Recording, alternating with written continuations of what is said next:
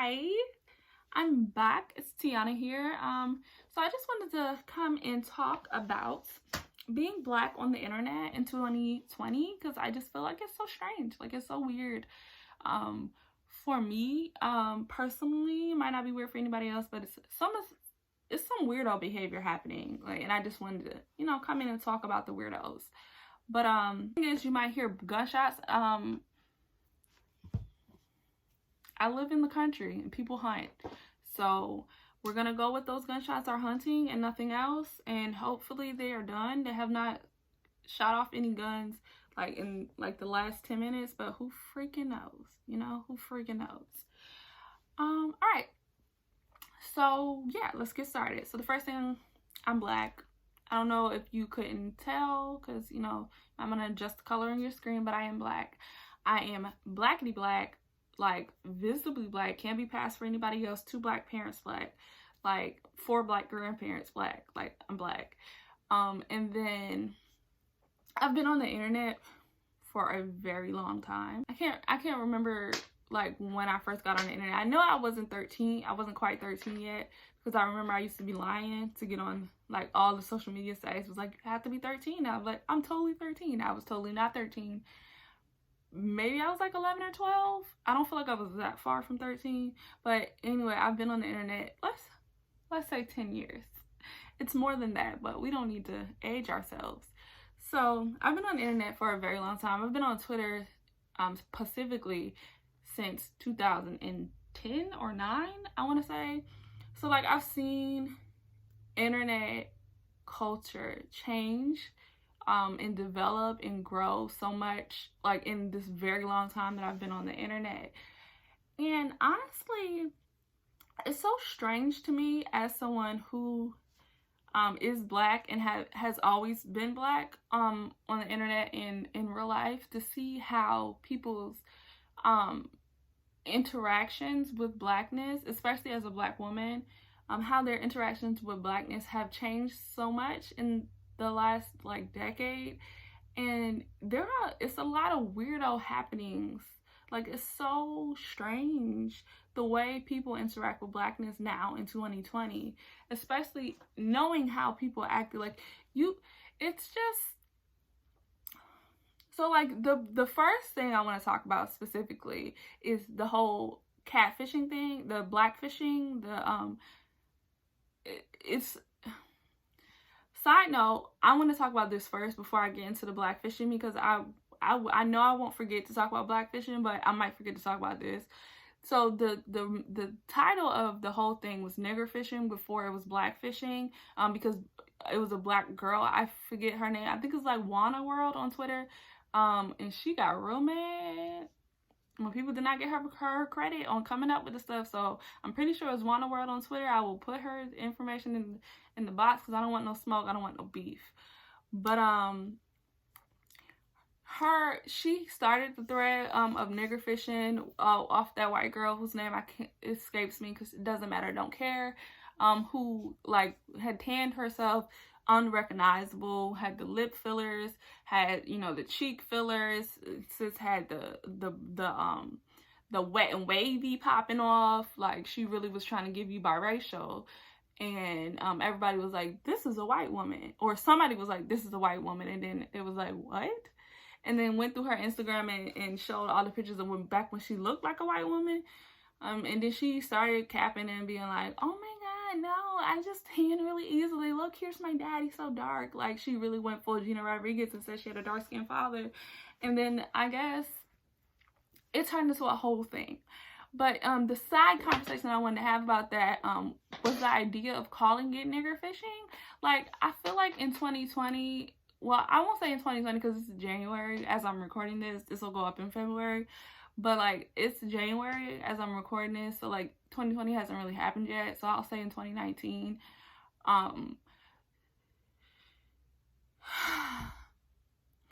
Using the N-word has been so weird on the internet. Like, and listen, I use the N-word.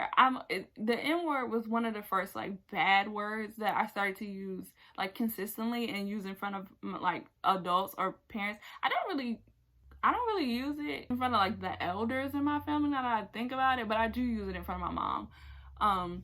But like the way people on the internet are using the N word makes me uncomfortable. Like everything, like it's at first it was like a little bit funny the way people, because people have started to use like the hard N word, like nigger, on the internet, and like a jokey way, and like it's black people, so like I'm not like wagging my finger like don't do that, but it's just strange to me that it's funny.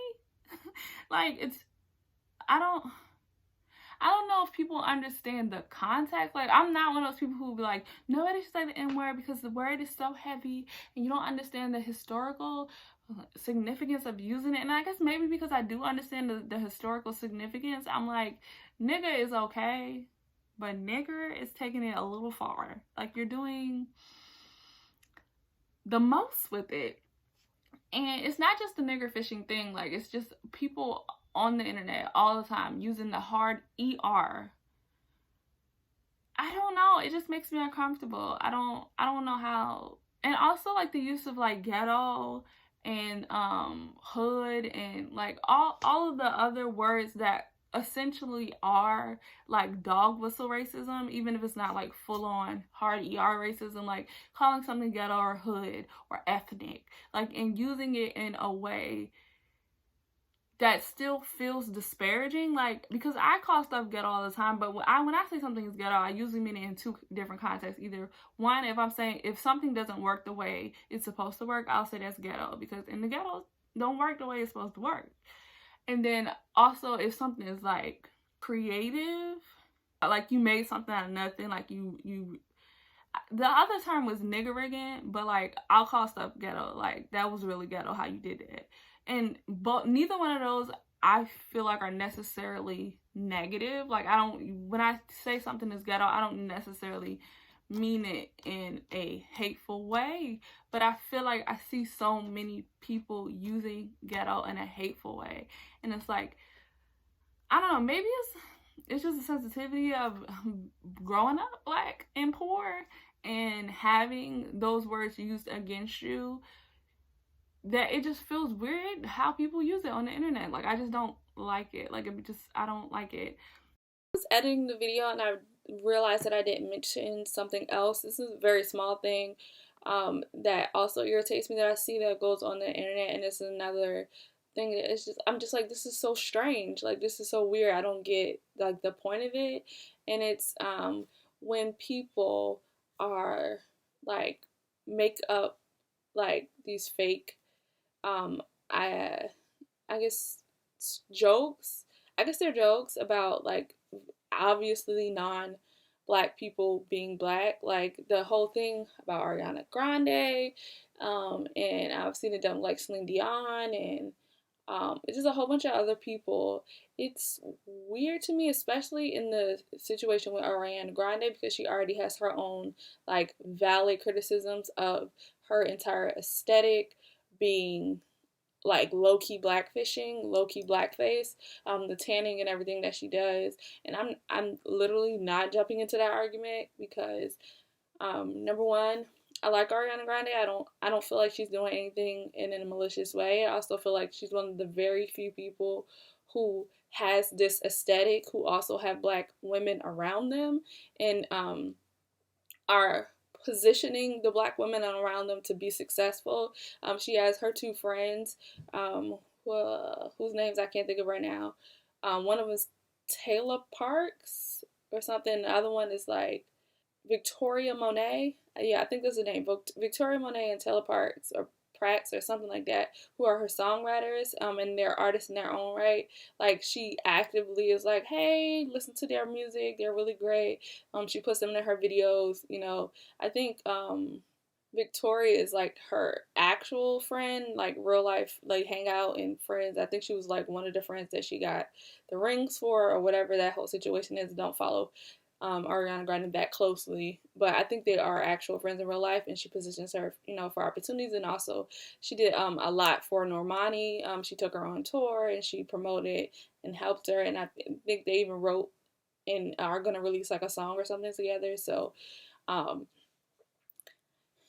I don't have a dog in the fight of whether or not what she is doing is blackface or is blackfishing.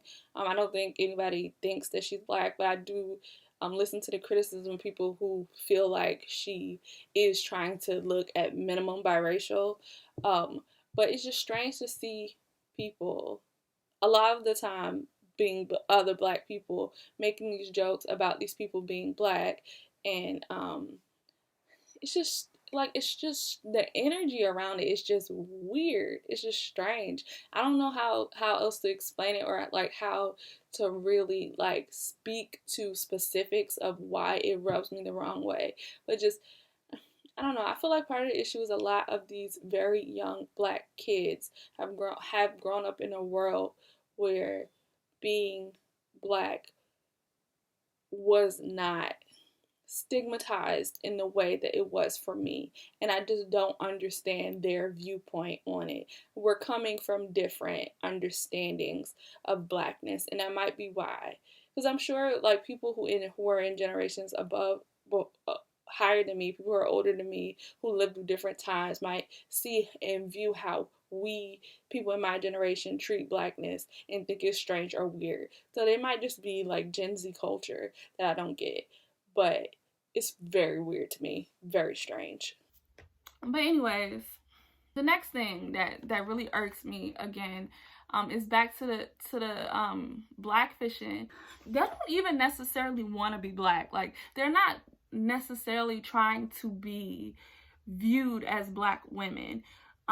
They're not like putting on their Instagram like a quarter Nigerian or something. Like they're not trying to connect themselves with any like real blackness. But what they want is for people to associate them with the coolness that black has. Like because being black has always been seen as like dangerous and like sort of off the beaten path, or I can't think of the word that I'm trying to use, like like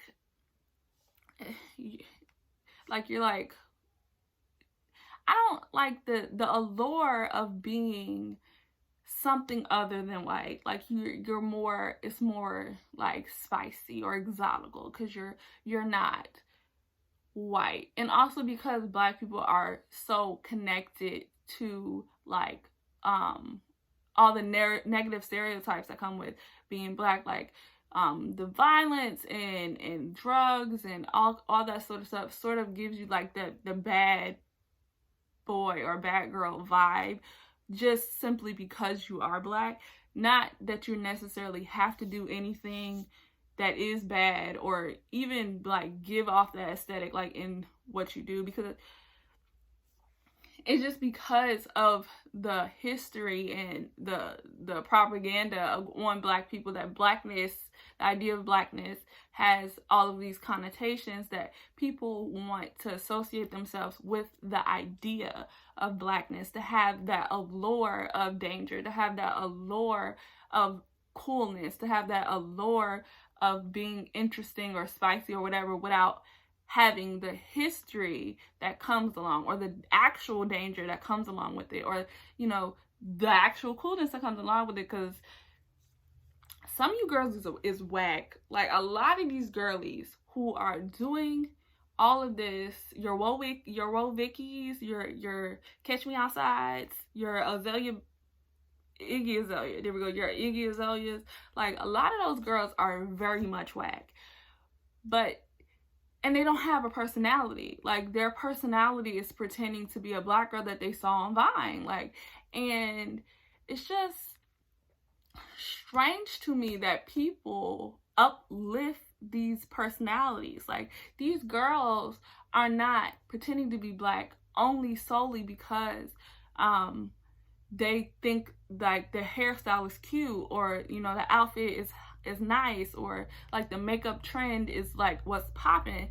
It's also because it's financially viable for these women to align themselves with the idea and the cultural cachet that blackness gives without actually being black, because again, people love black culture but don't love black people. So you want to have your white girl with a black aesthetic, you know? You want to have your white girl, your blonde hair, blue-eyed white girl with a little hood tinge.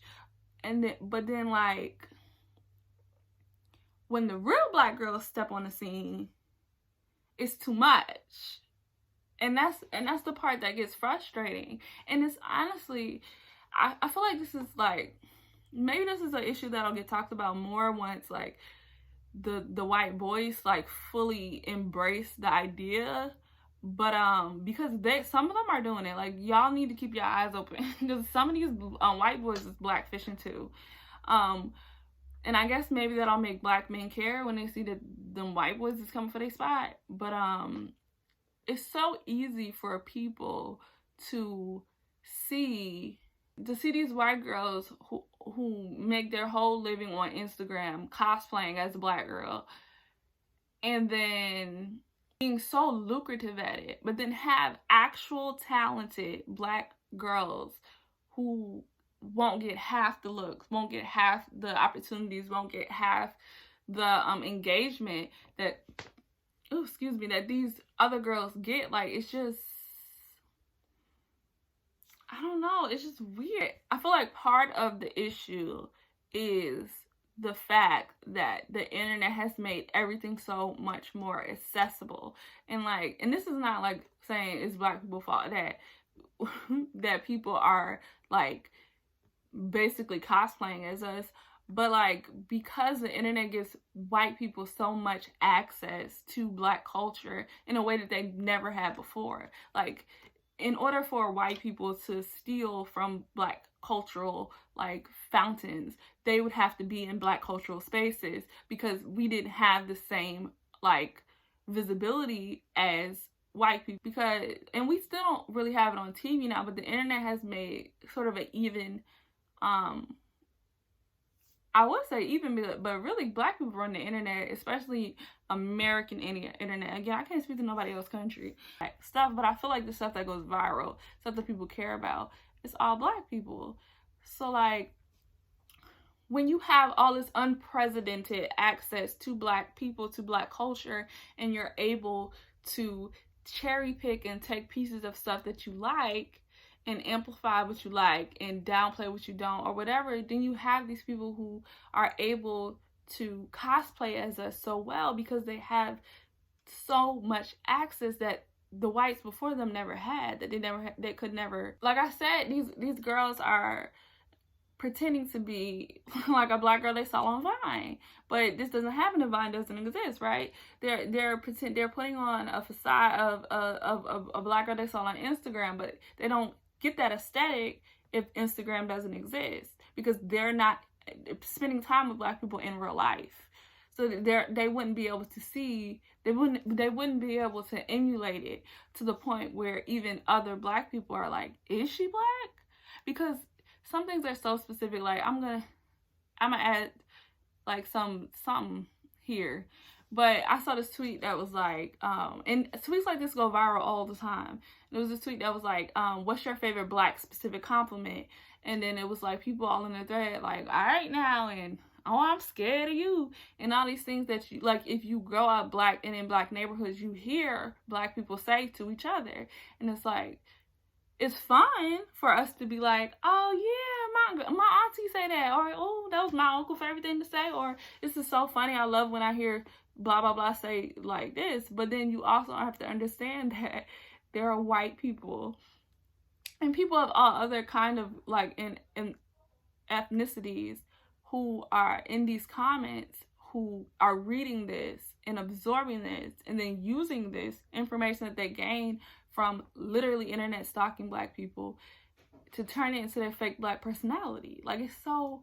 And then this also goes back to like the conversation that was had like months ago about emo black thought. And if you don't know the story, just a brief overview, it was this account on Twitter that was anonymous called emo black thought, who said like in the bio and in the tweets that they were a black girl, a queer black girl, and they like even went to the point of like tweeting about a period and blah blah blah, and it was sort of like a safe space for other Black women on the internet to like talk about how terrible, horrible, and angry the world made them or whatever. It was like a Normani stan account. Like they would post like videos about Normani or stuff going on with Normani, or telling people to stay in Normani, or other like up and coming young Black girls who were doing stuff. They would like signal boost and like get that information out there so that those people can have a chance. Like they would very like regularly like boost Black YouTubers or Black content creators who were like on the up and coming or whatever, to get them more numbers, to get them more views or whatever. And then it turns out that this person was lying the entire time and was not a Black woman, but a Black man. And even though they were a Black person, it still was problematic, I guess is the way I could say it. It still was problematic because you were lying all this time and people were being, emotionally vulnerable, and the reason why they were able to last as long as they did and pretend as long as they did, because I think this account existed for like 5 years of this person pretending, like, was because you get so much access on the internet to like people's actual live day to day, and you're able to fake who they are for the clicks, for the engagement, because it sells to be a fake Black girl, but it don't really sell to be a real Black girl. There are also like so many people on the internet who fake the funk on like the love of Black women, because if you are on the internet maybe 5 years ago, you would see how often tweets would go viral just disparaging Black women. Like even now you can probably, like, if you search, you can find tweets that are like, we hate Black girls, we hate dark-skinned girls, Black girls suck, blah blah blah blah blah. But like those same people, or some of those same people, have watched the Black feminists on Twitter like talk endlessly for months, for years and years and years about how harmful some of this stuff is, and like have also been, if when they see these tweets, engaging these tweets and dragging these people and bringing a whole bunch of other people to come and be like, you can't say that, you can't do that, you can't do that. This whole idea of cancel culture. And now you have people who are still hateful, are still, rude and nasty, but know the right language and know the right words to use to make it sound like they care, or to make it sound like they're sincere. But if you look at the Carfax, if you look at the actual history, if you see the actual work that they're doing, people who know them in actual real life, or like even like the undertone of some of the stuff they say, like you can only pretend for so long, and then you start to see that the real them start to peek through some of the tweets, and it's just like, I don't know if this is like separate from the video that I'm doing, like this whole idea of being Black on the internet. And I guess maybe it's like more specifically about being a Black woman on the internet, and just really seeing how fake people have become. Like, it's so strange to me how people have switched up. And it's not like, because listen, I also was on Tumblr for a very long time, and Tumblr taught me so much. I might do a video like specifically about Tumblr, because Tumblr was such a great space, especially when I was like coming up in like 2010 to 2013 or something. Like Tumblr was such a great and important space for me of learning and understanding what other people go through. Like, because yes, I am a Black girl. Being Black and a woman are both minority groups, and they both come with their own sets of like issues. And then you have like the deeper issues of the combination of being Black and a woman. Being Black has issues, being a woman has issues, but being a Black woman has its own special set of issues. But I'm also straight, and I'm also cis. So like there are class struggles that I don't understand. There are other different privileges that I have that I didn't realize were privileges, or things that I didn't understand. I'm thin. That was a big one for me, and one that I'm still working through, being a thin woman, and always have been thin my entire life, and understanding the difference between people who disparaged me for being skinny and made me feel less than in the body image issues that I had because of being overly skinny, and how it's not the same as the treatment that people get for being fat. Tumblr taught me so much, and I learned a lot, and I grew as a person from being on Tumblr, of being able to just see so many different people's stories and understand where so many different kinds of people were coming from. Even learning different other people, like other races of people, their struggles and what they go through, and how racism affects them in a way that's different than, I don't know. I've been talking for 30 minutes. I don't think this video that's gonna go up is gonna be 30 minutes, but I've been talking for 30 minutes. So I hope I said everything that I wanted to say. I feel like this version of the video is more cohesive than any other of the versions that I've recorded, because I've been trying to record this video for like an hour and a half. But I don't know. I just think it's just strange how people are interacting with blackness in 2020, and I don't understand. Like, I don't get it. I guess the issue like comes down to, like I said, the visibility and access to black people that was unprecedented. Like, people didn't have access to us in like the personal way that they do now, and that's turned into people cosplaying as black on the internet, which is so weird. Like, it's so strange. Like, I don't know. Anyway, if you want to see more videos like this, subscribe to my channel. I want to try to do like a cultural commentary sort of video at least twice a month. I do have some other videos planned. I do want to do a video about body image and Instagram baddies. I think that is the next video that I'm going to do, but I'm pretty sure that's the next video I'm going to do. I also want to do a video on pick-me's. I'm going to be doing some music commentary, because I don't know, I just like talking about my favorite songs, and I want people to listen to my favorite songs. I don't know. I just felt like talking about them. So subscribe to my channel if you care about any of the types of content that I just said. In the comments, tell me if you have also noticed this weirdo energy around being black, and if you feel like you understand where it's coming from more than me, because I could be wrong. It might not be an access thing. People could have always been weird and I just didn't notice it because I didn't have the access to seeing like all of this. Or if it's just, maybe it's just the influence of rap, because rap is like the top selling genre of music now, and everybody is a rapper in their mind, and everybody gotta have a rap feature, and rap is inherently black music. You can't really change that. Like, I know so many white rappers. I don't know what the problem is, and I don't know if it's a solution. I feel like we might just have to wait it out, and I want people to leave us alone. Also put in the comments if you want to hear me talk about anything specifically. There's a lot of internet stuff that happened that I don't necessarily talk about, because I don't like giving people that aggravate me more attention. I'm just weird like that. I don't know.